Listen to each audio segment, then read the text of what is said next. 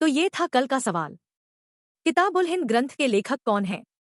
ए. अब्दुल रहीम खान खाना, बी. अमीर खुसरो, सी. अलबरूनी, डी. फिरदौसी। 5, 4, 3, 2, 1। सही जवाब है सी. अलबरूनी। अलबरूनी एक महान इतिहासकार था जिसने भारत के बारे में कई पुस्तकें लिखीं। उसकी पुस्तक किताब उल हिंद भारत की संस्कृति, परंपराओं, समाज और भौगोलिक विशेषताओं का गहन अध्ययन प्रस्तुत करती है। उलुग खान की उपाधि किसे प्रदान की गई? ए. अलाउद्दीन, बी. बलबन, सी. मुबारक खिलजी, डी. तैमूर लंग। 5, 4, 3, 2, 1। सही जवाब है बी. बलबन। उलुग खान की उपाधि गयासुद्दीन बलबन को प्रदान की गई थी। बलबन, जिसका वास्तविक नाम बहाउद्दीन था, दिल्ली सल्तनत के गुलाम वंश का एक प्रमुख शासक था। उसने 1266 से 1286 ईस्वी तक शासन किया। बलबन ने अपने शासनकाल में सुल्तान की प्रतिष्ठा को बढ़ाने के लिए जिल्ले इलाही, ईश्वर का प्रतिबिंब, की उपाधि भी धारण की थी। मोहम्मद गौरी ने 1194 ईस्वी में जयचंद को किस युद्ध में पराजित किया था? ए. तराइन, बी. चंदावर, सी. खानवा, डी. लाहौर। 5, 4, 3, 2, 1। सही जवाब है बी. चंदावर। 1194 ईस्वी में मोहम्मद गौरी ने कन्नौज के राजा जयचंद को चंदावर के युद्ध में हराया। इस युद्ध के बाद गौरी ने उत्तर भारत पर अपना नियंत्रण स्थापित किया और दिल्ली सल्तनत के लिए मार्ग प्रशस्त किया। किस सुल्तान ने दिल्ली सल्तनत की राजधानी लाहौर से हटाकर दिल्ली में स्थापित की? ए. बलबन, बी. कुतुबुद्दीन ऐबक, सी. इल्तुतमिश, डी. मोहम्मद बिन तुगलक।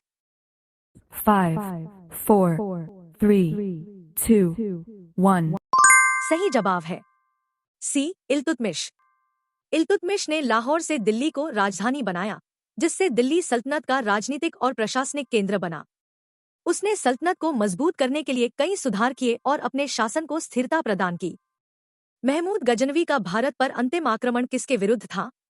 ए. जाटो, बी. सिख, सी. मुस्लिम, डी. हिंदू। 5, 4, 3, 2, 1। सही जवाब है ए. जाटो। महमूद गजनवी का भारत पर अंतिम आक्रमण जाटो के खिलाफ था। यह आक्रमण 1027 ईस्वी में हुआ था। महमूद गजनवी गजनवी राजवंश का एक तुर्की सम्राट था। उसने 1000 से 1027 ईस्वी के बीच 17 बार भारत पर हमला किया था। इब्न बतूता कहाँ का यात्री था? ए. अरब, B. Ghazni, C. Morocco, D. मिस्र। 5, 4, 3, 2, 1। सही जवाब है C. Morocco. Ibn Battuta Morocco का एक प्रसिद्ध यात्री और विद्वान था। उसने 14वीं शताब्दी में पूरे इस्लामी विश्व सहित एशिया, अफ्रीका और यूरोप के कई हिस्सों की यात्राएं की थी। उसकी यात्रा विवरण रहला नामक ग्रंथ में संकलित है, जिसमें उसने भारत, चीन, मध्य एशिया और अन्य स्थानों की सामाजिक, सांस्कृतिक और राजनीतिक स्थितियों का वर्णन किया है। दिल्ली की गद्दी पर बैठने वाला प्रथम मुस्लिम अपराजित शासक कौन था? ए. शेरशाह, बी. महमूद गजनवी, सी. बहलोल लोदी, डी. इल्तुतमिश। 5, 4, 3, 2, 1। सही जवाब है डी. इल्तुतमिश। इल्तुतमिश दिल्ली की गद्दी पर बैठने वाला पहला मजबूत और अपराजित मुस्लिम शासक था। उसने मंगोलों से दिल्ली सल्तनत की रक्षा की, प्रशासनिक सुधार किए और सल्तनत को स्थायी रूप दिया। सर्वप्रथम ब्राह्मणों पर जजिया कर किसने लगाया? ए. अलाउद्दीन खिलजी, बी. मोहम्मद बिन तुगलक, सी. फिरोज शाह तुगलक, डी. बलबन। 5, 4, 3, 2, 1। सही जवाब है सी. फिरोज शाह तुगलक। फिरोज शाह तुगलक ने सर्वप्रथम ब्राह्मणों पर जजिया कर लगाया था। यह कर गैर मुस्लिमों पर लगाया जाता था, लेकिन इससे पहले ब्राह्मणों को इससे मुक्त रखा जाता था। फिरोज शाह तुगलक की नीतियां कट्टर धार्मिक थीं और उसने इस्लामी कानून, शरीयत, को सख्ती से लागू किया। सिकंदर एसानी अर्थात द्वितीय सिकंदर की उपाधि किसने धारण की? ए. मलिक काफूर, बी. अलाउद्दीन खिलजी, सी मोहम्मद बिन तुगलक, डी बलबन। 5, 4, 3, 2, 1. सही जवाब है बी अलाउद्दीन खिलजी।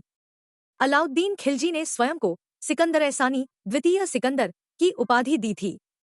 उसने अपने शासनकाल में कई सैन्य अभियानों को सफलतापूर्वक अंजाम दिया और एक सशक्त साम्राज्य स्थापित किया।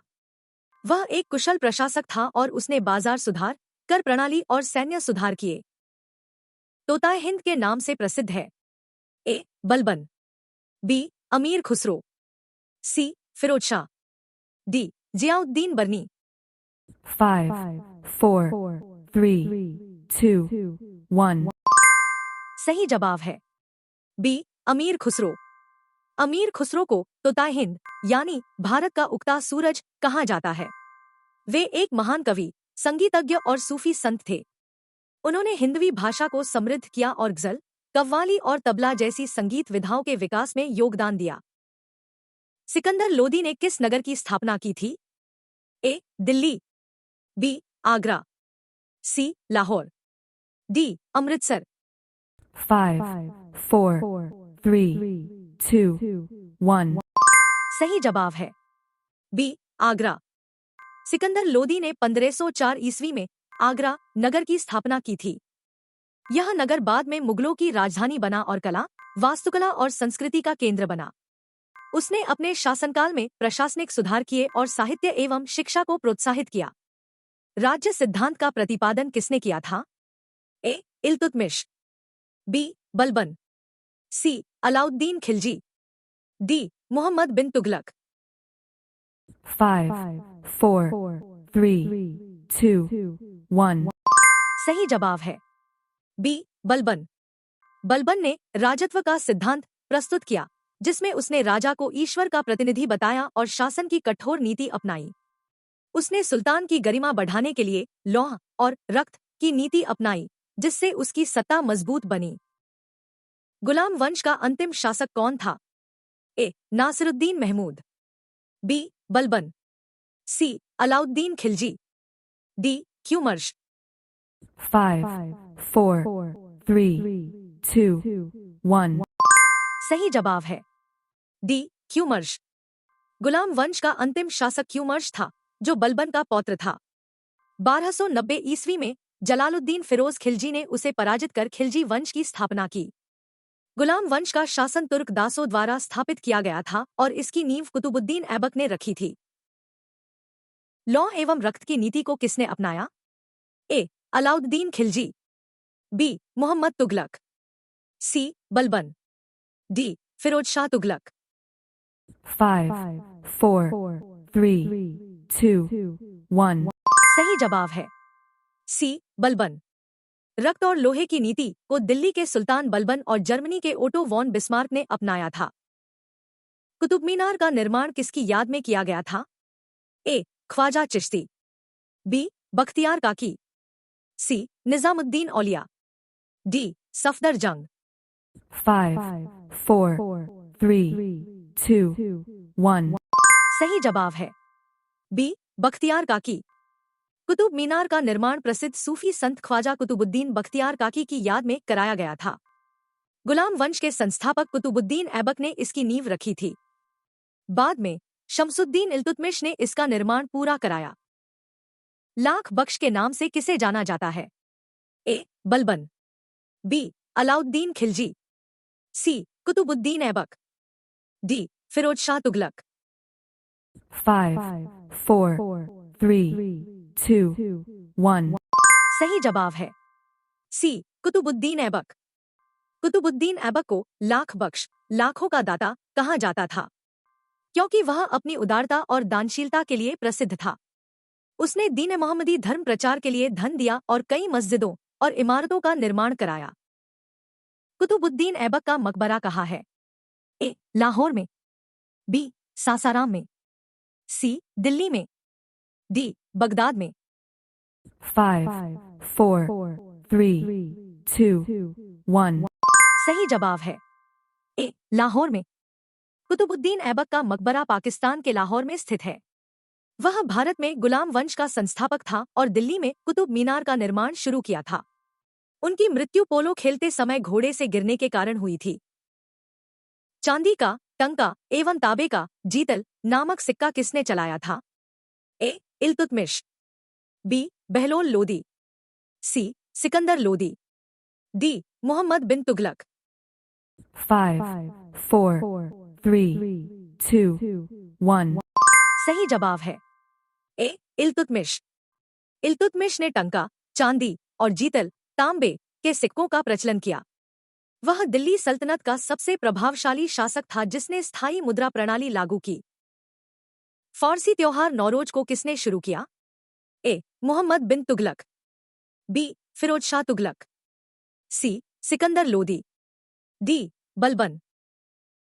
5, 4, 3, 2, 1. सही जवाब है डी. बलबन। बलबन ने फारसी परंपराओं को बढ़ावा देने के लिए नौरोज उत्सव की शुरुआत की। यह त्योहार फारसी नववर्ष के रूप में मनाया जाता था और दरबार में विशेष समारोह आयोजित किए जाते थे। बलबन ने अपने शासनकाल में फारसी संस्कृति को अपनाया और दरबारी अनुशासन को सख्त बनाया। दिल्ली सल्तनत की राजभाषा क्या थी? ए. अरबी, बी. उर्दू, सी. फारसी, डी. संस्कृत। 5, 4, 3, 2, 1. सही जवाब है सी. फारसी। दिल्ली सल्तनत की राजभाषा फारसी थी। फारसी को दरबारी भाषा भी कहा जाता था। फारसी भाषा के कारण ही भारत में फारसी भाषा का प्रसार हुआ। 12 मासा के रचनाकार कौन है? ए. मलिक मोहम्मद जायसी, बी. अमीर खुसरो, सी. अब्दुल रहीम, डी. रसखान। इस प्रश्न का जवाब आप हमें कमेंट बॉक्स में टाइप करें और हमारे वीडियो को लाइक और सब्सक्राइब करना न भूलें। मिलते हैं अगली वीडियो में, तब तक के लिए धन्यवाद।